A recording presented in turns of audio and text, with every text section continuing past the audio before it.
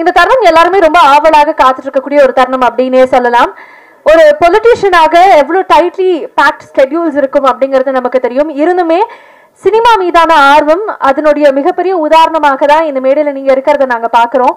மீண்டும் ஒரு பெரிய நன்றி சார் நீங்க வந்ததுக்கு. அண்ட் உங்களுடைய பேச்சு கேட்கறதுக்காக ரொம்ப வியப்போடு பல பேர் காத்துட்டு இருக்காங்க. அதுல நானும் ஒருவர். நாம் தமிழர் கட்சியினுடைய ஒருங்கிணைப்பாளர் மரியாதைக்குரிய அண்ணன் சீமான் அவர்களை அன்போடு அழைக்கிறோம். படத்தை பத்தி பேசுவதற்காகவும் எங்களை வாழ்த்துறதுக்காகவும்.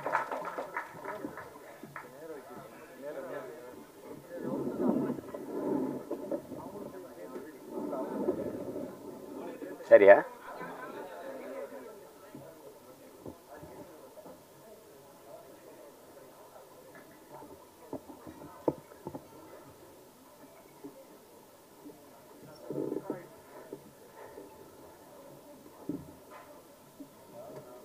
பரமசிவன் ஃபாத்திமா திரைப்படத்தினுடைய பாடல் வெளியீட்டு விழாவிற்கு வருகை தந்திருக்கிற அச்சு ஊடக காட்சி ஊடக அன்பு உறவுகள் அனைவருக்கும்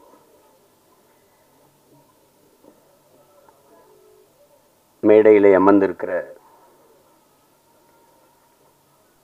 பெருமக்கள், கலைஞர்கள், அரங்கை நிறைத்து அமர்ந்திருக்கிற என் அன்பு சொந்தங்கள் அனைவருக்கும் என்னுடைய அன்பும் வணக்கமும்.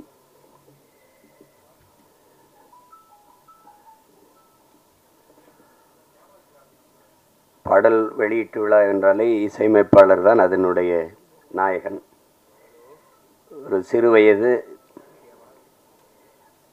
மிக நேர்த்தியாக இசை, அந்த இசையை கேட்கும்போதே ஒரு உற்சாகம் பிறக்குது. நான் என்னுடைய தம்பி கார்வனன்ட்டு கூட சொல்லிட்டு இருந்தேன். ரொம்ப நல்லா இசையமைச்சிருக்கிறார். அது குறிப்பாக அந்த திருமண விழாவில் நடக்கிற வந்திருக்க அந்த பாட்டும் சரி, சிவனடியார்கள் ஆடுகிற அந்த பாடலும் சரி, மிக செறிவாக அந்த பாட்டை தந்திருக்கிறார். அதுக்கப்புறம் கேட்டால் அவர் பின்னணி இசையுமே ரொம்ப திறம்பட செய்திருக்கிறதா சொன்னாங்க. அப்படி ஒரு இளம் வயதில் இவ்வளவு திறமை மிக்க ஒரு இசைக்கலைஞரை பார்ப்பது ரொம்ப வியப்பாகவும் பெருமையாகவும் இருக்குது. தம்பி தீவன் சக்கரவர்த்திக்கு என்னுடைய அன்பும் வாழ்த்துக்களும். பாடலுக்கு மெட்டுக்கு எழுதுவது என்பது ஒரு எவ்வளவு கடினமானது என்பது தெரியும். அதில் என்னுடைய தம்பி ஏகாதேசி ரொம்ப இளம் வயதிலிருந்து நான் அறிவேன், என்னையும் அவன் அறிவான். கம்யூனிச இயக்கங்களில் தமிழ்நாடு முற்போக்கு எழுத்தாளர் சங்கங்கள் நடத்துகிற கலை இரவுகளில் தான் நான் என் தம்பியுடைய ஐக்கோ எல்லாரும் நாங்கள் இணைந்தோம். இணைத்தது ஒரு கொள்கை உறவு, அதை தாண்டி எங்களுக்கு இரத்த உறவு எல்லாம். நம்பி கார்வண்ணன் குறிப்பிட்டது மாதிரி ஏகாதேசி என்றாலே அந்த ஆத்தாவும் சேலை அந்த ஆகாயத்தை போல பாடலை யாரும் மறக்க முடியாது. அது இந்த தமிழ்நாடு தாண்டி உலகம் முழுமைக்கும் போய் சேர்ந்த ஒரு உன்னதமான ஒரு காவிய படைப்பு தான் சொல்லணும். தாயினுடைய அன்பை அந்த சேலையை வச்சு அவன் சொல்லியிருக்கிற விதம் அவன் ஆகச்சிறந்த கவிஞன் என்பதை காட்டும். அதுக்கப்புறம் நிறைய திரைப்படத்தில் பாடல்கள் எழுதிட்டான். இந்த படத்தில் பாடல் எழுதிப்பது எனக்கு பெருமை, ரொம்ப மகிழ்ச்சி. அது என்னுடைய தம்பி கார்வண்ணன் படத்தில் ஒரு வளர்ந்து வருகிற இளைய இசையமைப்பாளரோடு ஒளிப்பதிவாளர் என் தம்பி துரைமுருகன் தான் அந்த காணொலியை காட்டினார். அந்த முன்னோட்டத்தை அது எடுத்தோன்னே கேட்டது இது யார் ஒளிப்பதிவுன்னு, ஏன்னா எனக்கு தெரியும் இது அப்படின்னு. அது சுகுமாரனோடனே அதான் நினச்சேன் அப்படின்னு. அவனுடைய ஒளிப்பதிவு ரொம்ப சாதாரண ஒளிப்பட கலைஞனாக தான் வந்தான்.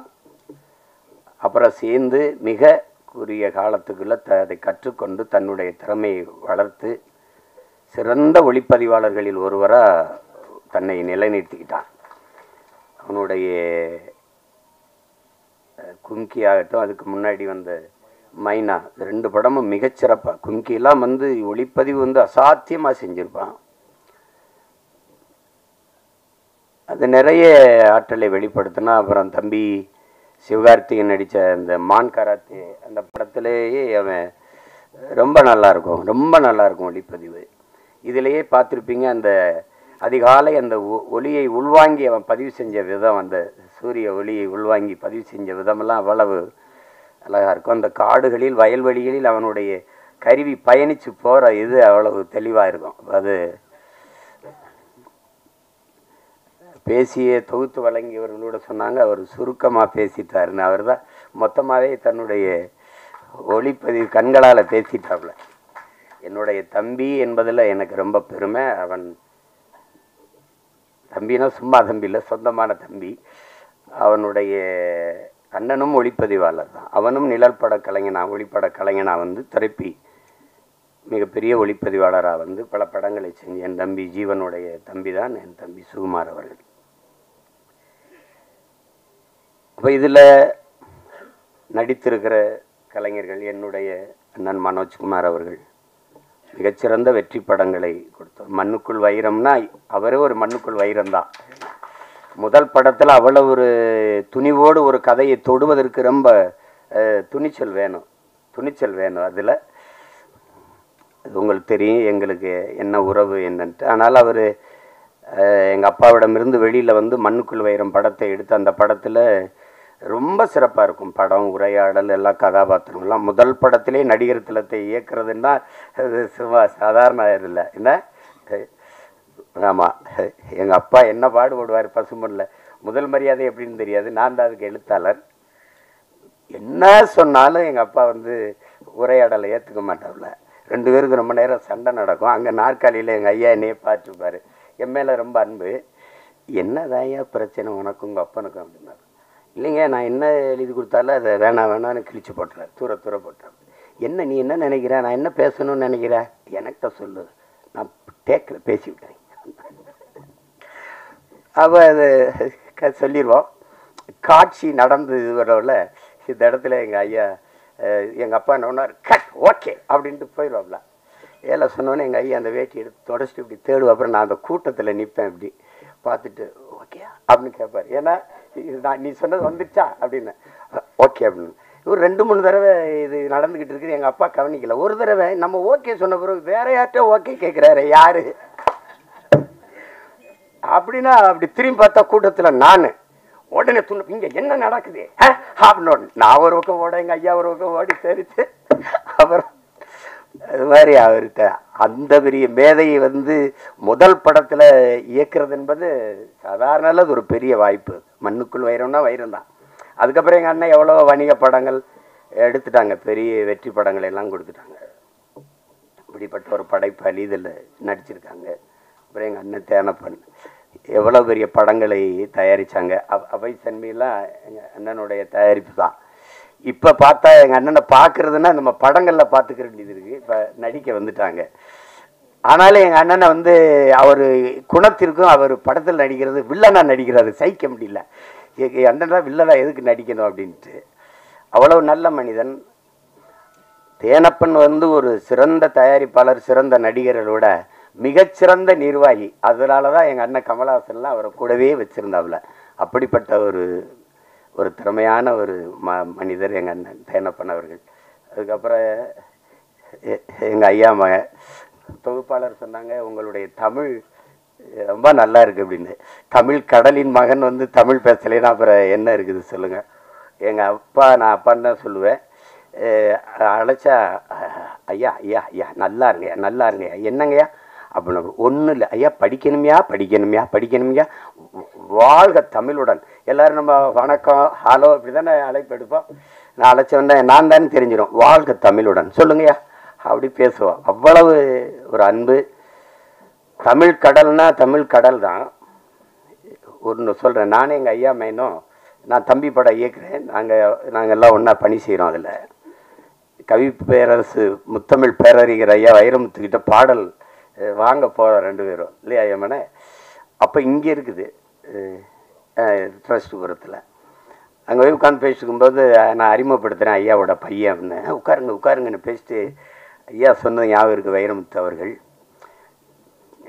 தம்பி, கம்பன் கூட அவன் எழுதின காப்பியத்தில் கொஞ்சம் வரியை மறந்தாலும் மறந்துருப்பான், ஆனால் அப்பா மறந்துருக்க மாட்டார் அப்படின்னு இல்லையா. அவ்வளோ பெரிய அறிஞன் அவர். தமிழ் கடல்னா சும்மா இல்லை, அப்படி ஒரு பேரறிஞருடைய பெரிய தமிழ் பொக்கிஷத்தினுடைய மகன் எங்களுடைய ஐயா மகன். எனக்கு எப்போவும் எங்கள் ஐயா மையன், அவருக்கு எப்போவும் நான் அராஜகம்தான். அதுக்கப்புறம் சொல்லணும்னா எங்கள் அண்ணன் எம்எஸ் பாஸ்கர் சொல்லி சிரிச்சுக்கிருந்தான். இவன்லாம் ஏன்டா நடிக்க வந்தான்னு சில பேரை தோணும். எங்கள் அண்ணன் ஏன் இவ்வளோ நாள் நடிக்க வரலைன்னு தோணும்.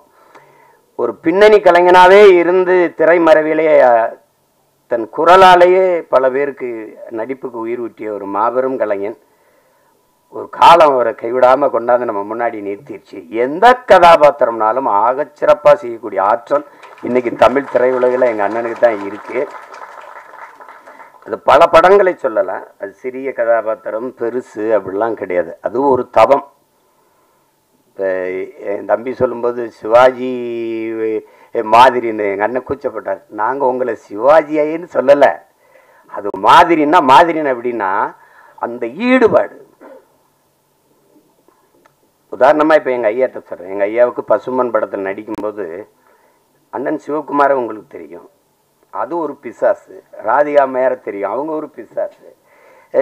எல்லாருமே மிகச்சிறந்த கலைஞர்கள், அந்த திரையை உயிராக நேசிக்கிற ஒரு கலைஞர்கள்.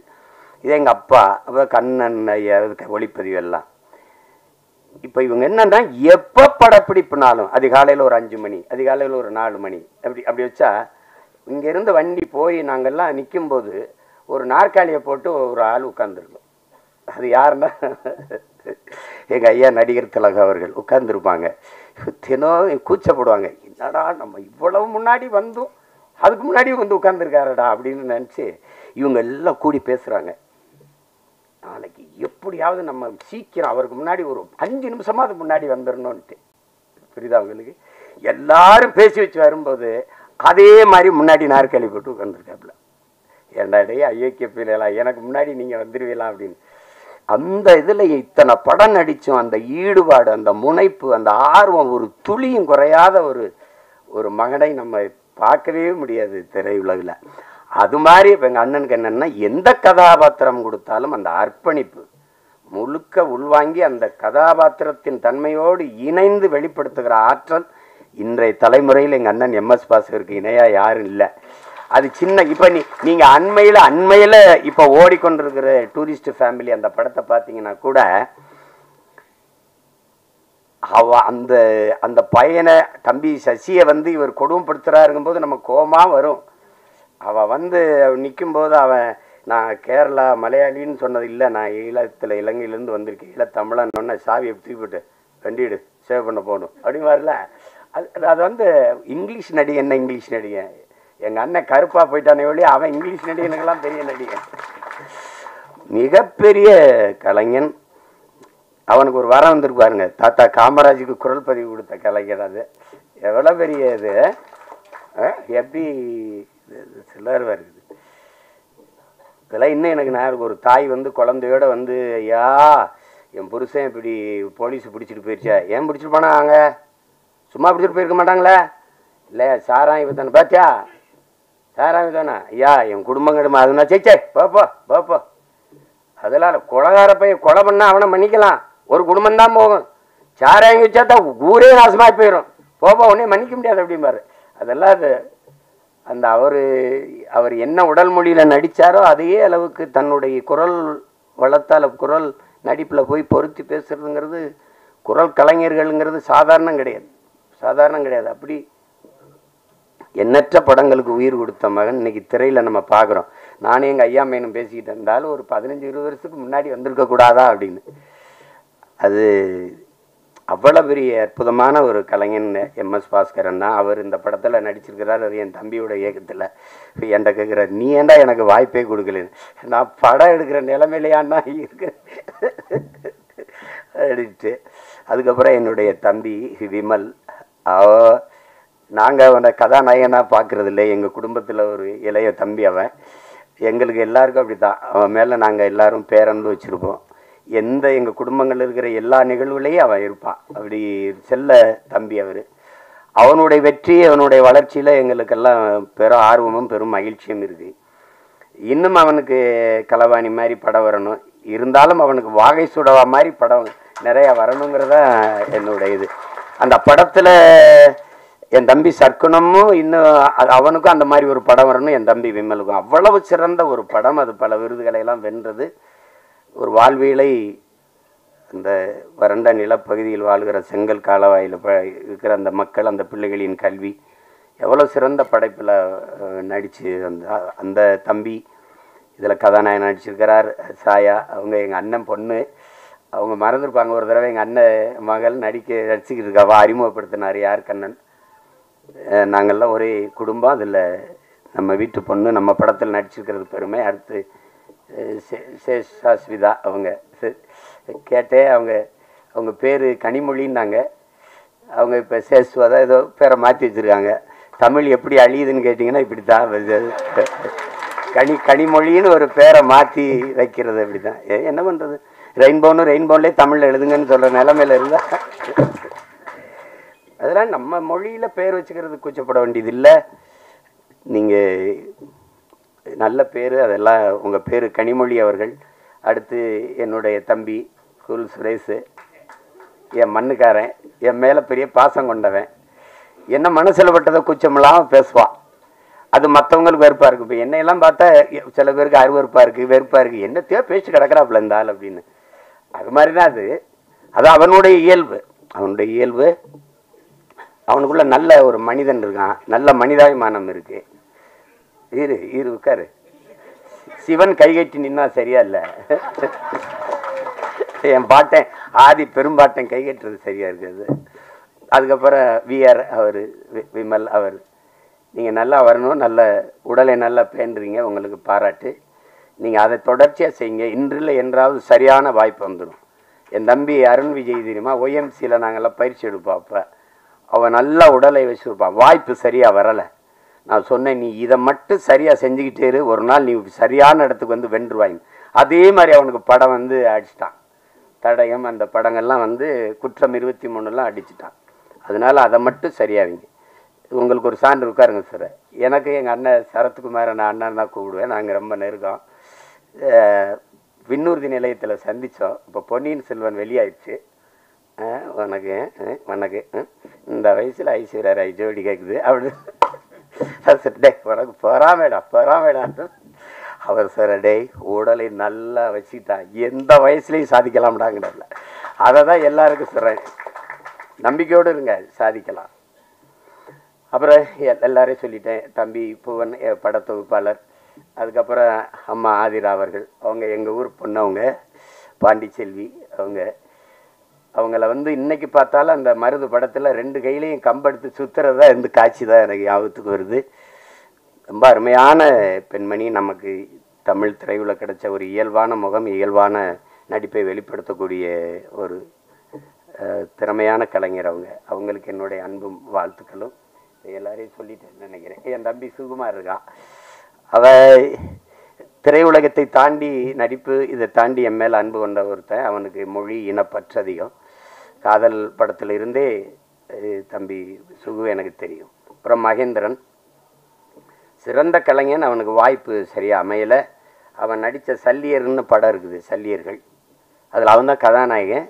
மிகச்சிறப்பாக நடிச்சிருப்பான். இருக்கான்னா போயிட்டான். மகேந்திரன் ரொம்ப சிறப்பாக நடிச்சிருப்பான், ஒரு போராளியாக வந்திருப்பான். அவருக்கு காலம் இருக்குது, எங்கே போயிருப்பது, நல்ல திறமையான கலைஞன். அப்புறம் என் தம்பி துரைமுருகன், சரி, அவன் சமூக பற்றாளர், சமூக ஆர்வலர்.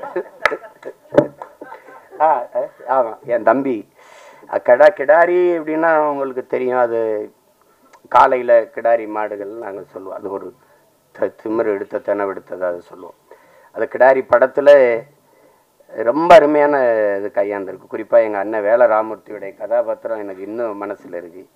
தம்பி பிரசாத் முருகேசன் அவர்கள், அதை நாங்கள்லாம் அந்த படத்தை பார்த்து யார் இயக்குனர்னு நான் எங்கள் ஐயா மேனும் பேசி பார்ப்பேன். மத்தகம் பார்த்துட்டு தான் கேட்ட ஐயா மேனை, யார் ஐயா மேனை இவ்வளவு சிறப்பாக எடுத்துக்கு, எங்கள் கிடாரி பட இயக்குனர் தானோன்னா அதுக்கப்புறம் நானே அழைச்சி பேசி வாழ்த்தினேன். ரொம்ப திறம்பட்ட அவனுக்கு என் மேலே அன்பு இருக்கு இல்லையோ, அவனுடைய மகனுக்கு என் மேலே பேரன்பும் பிடிப்போம். என்னை பார்க்கறதுக்காக வந்திருக்காருனாங்க, நான் அவனை சந்திக்கணும். இது எல்லாரையும் சொல்லிட்டேன். என்னுடைய தம்பி கார்வண்ணனை பற்றி உங்களுக்கு சொல்லணும். நாங்கள் அவர் எந்த திசையில் இருந்தார், நான் எந்த திசையில் இருந்தேன்னு தெரியல. ஆனால் எங்களை ஒரு ஒரு உணர்வு இணைக்குது. அது எங்களுடைய மொழி இனப்பற்று. அப்போ அவர் எடுத்த படங்கள், இப்போ தானே படம் பார்க்கும்போது அவர் பெட்டி கடை முதல் படம், அதுவும் கிராமத்தில் நடந்த அனுபவத்தில் எடுத்தது தான். அதுக்கப்புறம் தமிழ் குடிமகன், அது என் தம்பி துறை சொன்ன மாதிரி ஒடுக்கப்பட்ட தமிழ் சமூகத்தினுடைய நிலையை, இன்றைக்கு அந்த நிலை இருக்குது அப்படிங்கிறத படம் எடுத்தார். என்னுடைய தம்பி சேரன் அவர்கள் நடிச்சிருந்தாங்க. ரொம்ப அருமையான படம். நான் திரையில் பார்க்க முடியல, தொலைக்காட்சியில் தான் பார்த்தேன். அதை பார்த்துட்டு நான் பாராட்டி வாழ்த்து அறிக்கையெல்லாம் கொடுத்தேன். ரொம்ப சிறப்பாக இயக்கியிருந்தார். அது உரையாடல்கள், திரைக்கதை, போக்கு எல்லாமே மிக நேர்த்தியாக இருந்தது. அடுத்தது இப்போ இந்த படம் மிக சிறப்பாக வரும்னு நினைக்கிறேன். அவர் தொடர்றது ஒரு பிரச்சனையை, அந்த பிரச்சனையை பயந்து தான் அதை சரி செய்ய முடியாமையே போயிடுது. அது ஒரு சமூகத்தில் இருக்கிற பெரிய அவலம் தான். சில இதை பேச மறந்துடும் இல்லையா? மேல்பாதி மங்கலத்தில் கோயிலுக்குள்ள விடலைன்னா நமக்கு எதுக்கு பிரச்சனைன்னு நினைக்கிறாங்க. அது ஓட்டுக்காக நிற்கிறவன் தான் அதை சிந்திப்பான், நாட்டுக்காக நிற்கிறவன் அதையெல்லாம் சிந்திக்க முடியாது. நீ போட்டா போடு, போடலைன்னா போ, சரி எதுவோ அதுதான். உலகத்தில் என் அன்பு சொந்தங்கள் உங்களுக்கு சொல்லுவேன், உலகத்தில் சாதித்த எல்லோரும், இந்த உலகத்தை இவ்வளவு பெரிய மாறுதலுக்கு கொண்டு வந்த எல்லோரும் தன் மனச்சான்று வழிகாட்டுதன்படி நடந்தவன் தான் இவ்வளவு பெரிய மாறுதலை கொண்டு வந்திருக்கான். நீங்கள் சின்ன சமரசம் செஞ்சாலும் அது சரியாக வராது. வெளியின என்ன சொல்கிறா, நீங்கள் ஒவ்வொருத்தனும் என்ன சொல்கிறான், உலகமே உன்னை இது செய் என்று சொன்னால் சரியில்லை என்று பட்டால் செய்யாத, உலகமே செய்யாதே என்று சொன்னால் சரி என்று பட்ட மாணவர்கள். ஆனால் சத்தியம் தோற்றதாக சரித்திரத்தில் செய்தி இல்லை. நாம் சத்தியத்தின் பக்கம் நிற்கிற சத்தியத்தின் மக்கள் நாம் வெல்லுவோம்ங்கிறதுல அது என்கிட்ட தான் சொல்கிறதில்ல. அது அந்த மாதிரி நம்ம எதிர்க்கும். நபிகளே என்ன சொல்றாரு, அநீதியை கண்டு அச்சம் இல்லாமல் துணிந்து எதிர்ப்பவன் எவனோ அவனே உண்மையான ஜிகாத்துங்கிறாங்க. அநீதின்னு தெரிஞ்சிருச்சு, அப்ப எதிர்க்கணும். சேகுவார் என்ன சொல்றான், உலகத்தில் எங்கெங்க அநியாயம் நடக்குதோ அதை கண்டு நீ பொறுக்க முடியாமல் கோவப்படுவாய், ஆனால் நீனும் என் தோழனாங்கிறான். நீனும் என் தோழன் தான். நான் தம்பி படத்தில் இறுதியில் அந்த உரையாடல் அவருடைய கோட்பாடை அதை எடுத்து போட்டிருப்பேன்.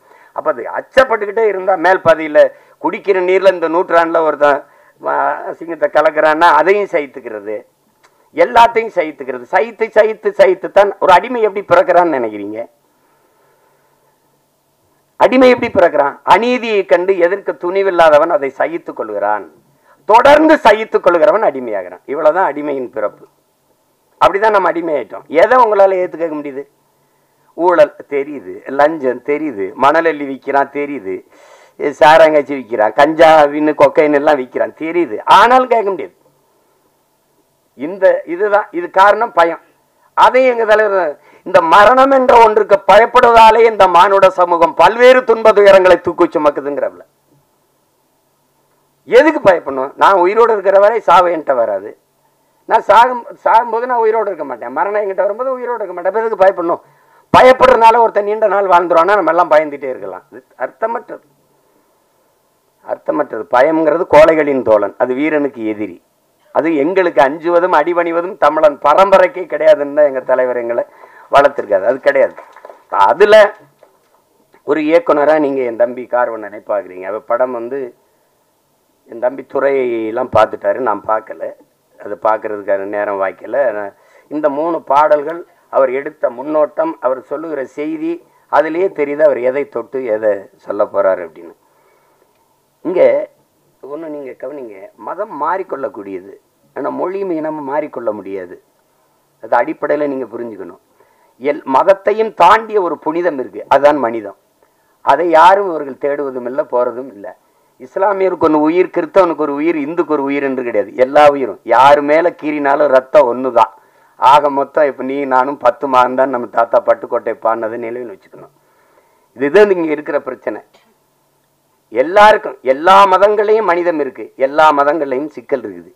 இதை கடந்து போய் இன்னைக்கு இந்த உலகத்துல எல்லாரும் மனிதன் கொள்வதற்கு, இத்தனை உயிர் அழிப்பதற்கு எத்தனை விதமான ஆயுதங்களை கண்டுபிடிக்கிறான். ஆனா அந்த ஆயுதங்களை எல்லாம் வெல்லுகிற ஒரு ஆற்றல் அவன்கிட்ட இருக்கு, அதான் பேரன்பு. அந்த அன்பால எல்லா ஆயுதங்களையும் வீழ்த்த முடியும். அதுதான் இன்னைக்கு நீங்க உலகத்தில் எவன் பாடுனா புதியதொரு உலகம் செய்யும் கெட்ட போரிடும் உலகத்தை வேரோடு சாய்ப்பவன் பண்ணது எந்த ஆத்தன் புரட்சி பாவலன் தான். அவனுடைய பேரனும் பேத்திகளும் கெட்ட போறனால வேரோட சாஞ்சிச்சு ஈழத்தில். அதானே அது சிக்கல். அந்த மாதிரி நேரத்தில் இறுதி போர்க்கட்ட சூழல்ல என் தலைவன் இருந்து நான் வந்த பிறகு தொடர்ச்சியாக பேசி பேசி சிறைப்படுத்தப்பட்டேன். யாருமே என்கிட்ட நெருங்க பயந்தாங்க. ஓராண்டுகளுக்கு மேலே சிறையிலே இருந்துட்டேன். அப்போ அந்த நேரத்தில் ரொம்ப சோர்வு. அப்போ என்னை தேடி ஒருத்தர் படம் எடுக்கணும்னு வர்றாருல, ஒருத்தர் வராரு. வந்தவர் அவர் அதுக்கு முன்னாடி ஒரு படம் எடுத்துருக்காரு. என்னோட படம் எடுக்கணும்னு வந்தோடனே அந்த மனநிலையில் படம் எடுக்கலாம். ஆனால் என்னோட வந்தது அவர் ஆறுதலாக இருந்தது. அப்போ பேசும்போது அது காரணம் அவர் சொன்னார் மாதிரி நான் கத்தி கதறி வெடித்து இந்த தம்பி உதாரணமாக இந்த ஈழப்படுகொலை எப்போ பேசி பேசி சிறைப்பட்டோல அதை கவனிச்சிருக்காரு. ஒருத்தர் இப்படி பேசிட்டு இருக்காருன்னா அந்த ஈர்ப்பு அவர் திருநெல்வேலி இருக்காரு, நான் சிவகங்கையில் இருக்கேன். எங்கள் 2 பேரையும் சேருது, ஒரு இடத்துல சேர்க்குது. சேர்த்த பிறகு இந்த படத்துக்கு இந்த இதுக்கு சம்பந்தம் இல்லை, இந்த பாடல்கள் சம்பந்தம் இல்லை. ஆனாலும் நீங்கள் தெரிஞ்சுக்கணும், ஒருத்தருக்கு இந்த பாடல்களுக்கு சம்பந்தம் இருக்கு. விழி மூடி மறைந்தாலும் முத்துக்குமரா எங்கள் மனதோடு நிறைந்தாயே முத்துக்குமரா, தாய் அன்போடு தனையேந்த முத்துக்குமரா, உன் பெரும் தியாகம் மறவோமே பச்சை தமிழா, நீ விழி மூடி மறைந்தாலும் முத்துக்குமரா, எங்கள் நீ மனதோடு நிறைந்தாயே முத்துக்குமரா,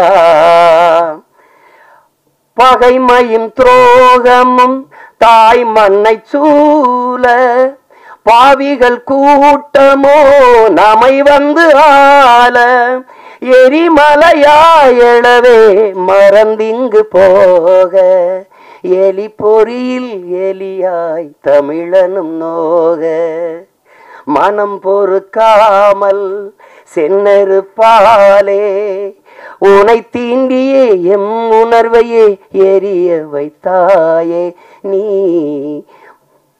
இந்த பாட்டு இருக்கு பாருங்க. விழி மூடி மறைந்தாலும் முத்துக்குமரா எங்கள் மனதோடு நிறைந்தாயே முத்துக்குமரா.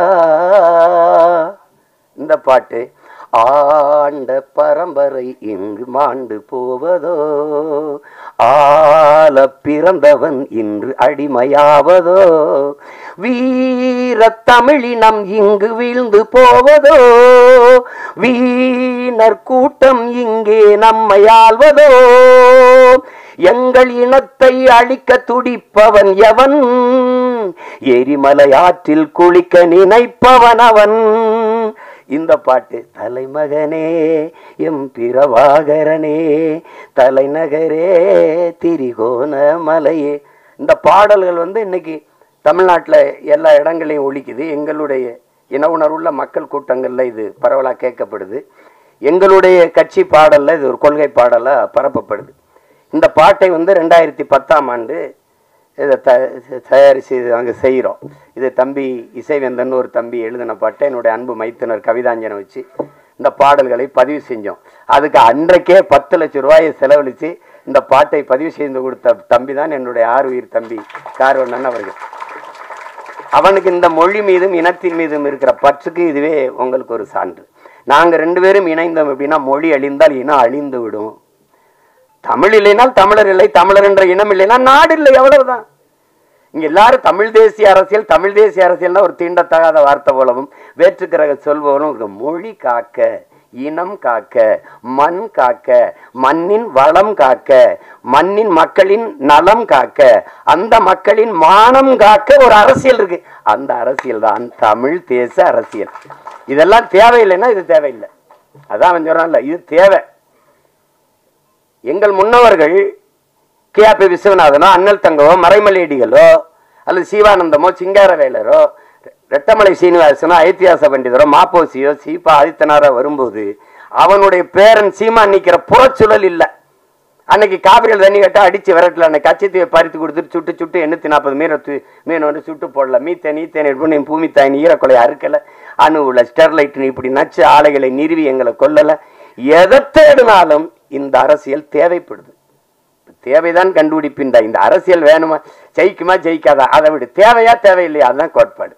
அப்போ அந்த அடிப்படையில் நாங்கள் இணைந்து பணி செய்தோம். என் தம்பி என்னோட ஒரு தம்பி, அவன் உணர்வால் இணைந்தாலும் உறவான ஒரு உயிரான தம்பியா எனக்கு முதன்மை தளபதியா களத்தில் நின்னா என் தம்பி கார்வண்ணன். அவன் நாங்குநேரி தொகுதியில் 2016ஆம் ஆண்டு நாங்கள் 234 சீமா வர்றாப்புல 234 பேர் முதல்ல இருக்கானா கட்சியிலேன்னு கேட்டாலாம் இருக்கு. இப்போ மறுபடியும் போட போறானா தனிச்சுன்னு கேட்குறாலும் இருக்குது. அப்போ போட்டோம். அதில் நாங்குநேரியில் ஒரு தளபதியாக நின்று களத்தில் பணி செய்தவன் என்னுடைய தம்பி கார்வண்ணன். வெறும் திரைப்பட இயக்குனர் வச்சுக்கிங்க, அவனுக்குள்ளே இருக்கிற போர்க்குணம் தான் இந்த மாதிரி கதைகளை தொடணும்ன்ட்டு. அன்னைக்கு அவனுக்கு ஆதரவு இல்லை, இன்னைக்கு அண்ணன் இருக்கேன், அண்ணனுக்கு பின்னாடி பெரிய படை இருக்கு, அதனால் ஒன்றும் இல்லை. இது திரையரங்கு கிடைக்குமா கிடைக்காதான்னு ஒரு அச்சப்படுற சூழல்ல நம்மளை தள்ளி விட்டுருக்காங்க. அதெல்லாம் மாறும்.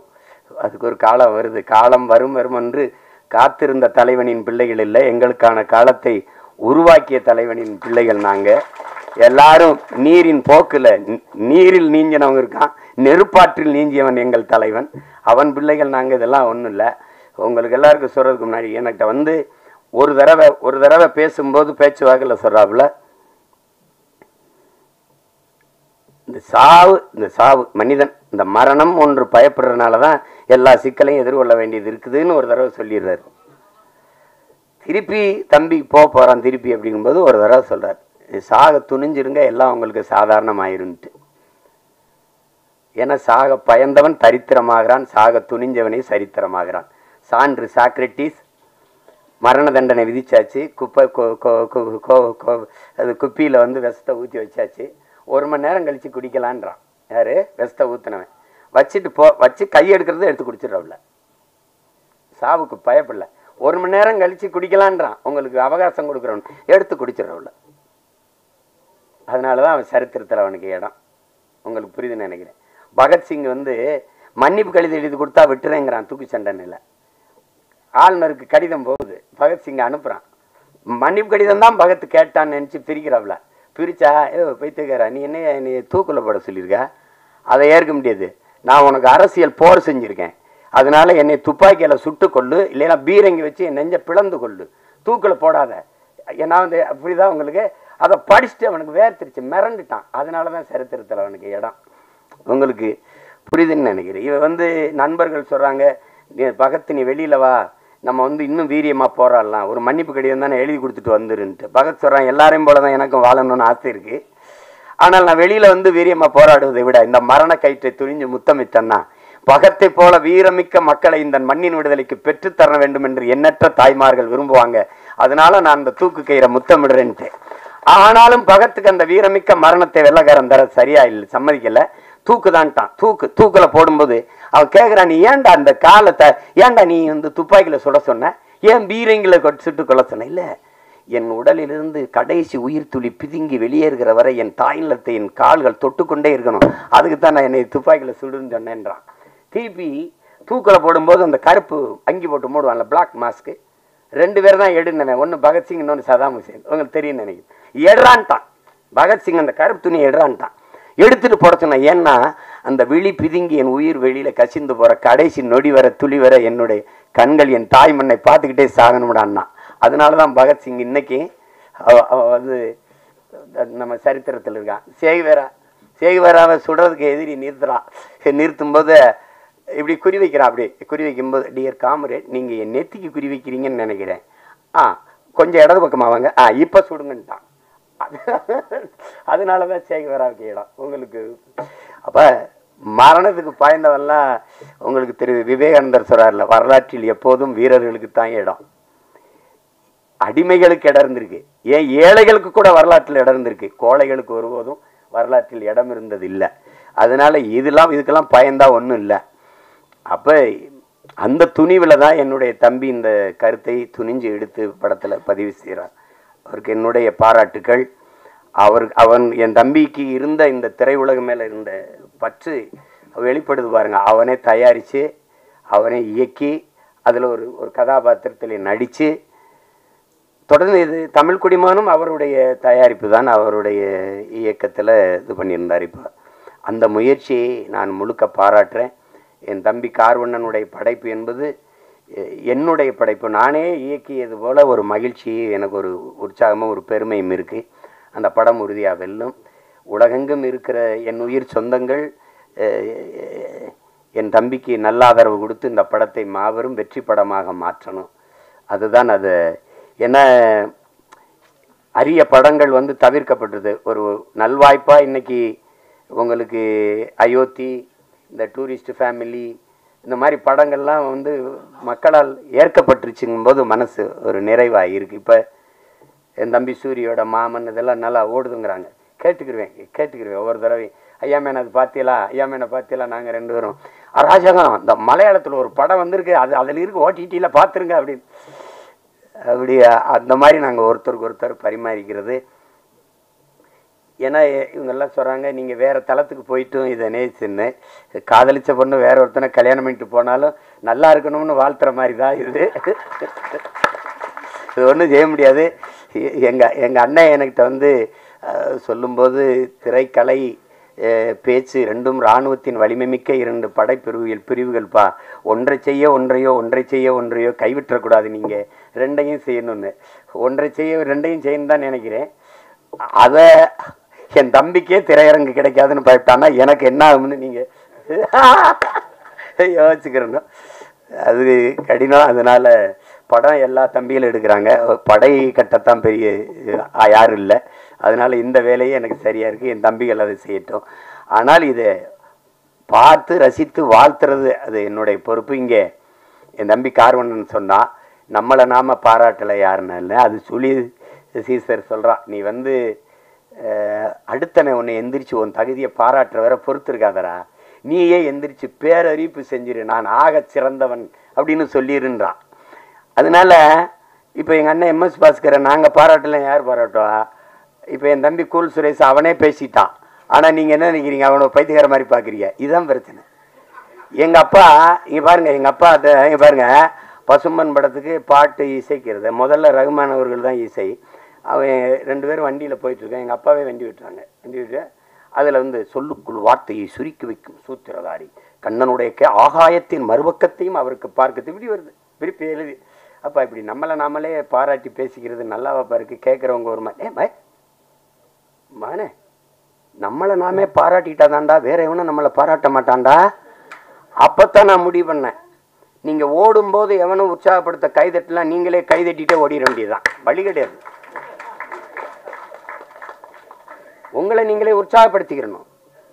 இல்லைன்னா யாருமே பாராட்டணும் இந்த சமூகம் முன்னாடி வரவனுக்கு தான் கைதட்டும், 3வது வரவனுக்கு கைதட்டாது. அவன் சொல்கிறான்ல, முன்னாடி வந்தவனுக்கு 1வது வந்தவனுக்கு கைதட்டுற, அவன் வெற்றி கழிப்பிழைப்பா, நீ கைதட்டுறதே அவன் காதில் விழாது. ஆனால் 3வது வந்தவன் முதுகில் தட்டி கொடு, அவன் மரணம் வரைக்கும் உன்னை மறக்க மாட்டாங்கிறான். அதான் முக்கியம். அதனால நம்ம பிள்ளைகளுக்கு ஒன்று இருக்குது, தோல்விங்கிறது ஒரு பெரியது. தோல்விதான் வெற்றியின் தாய்.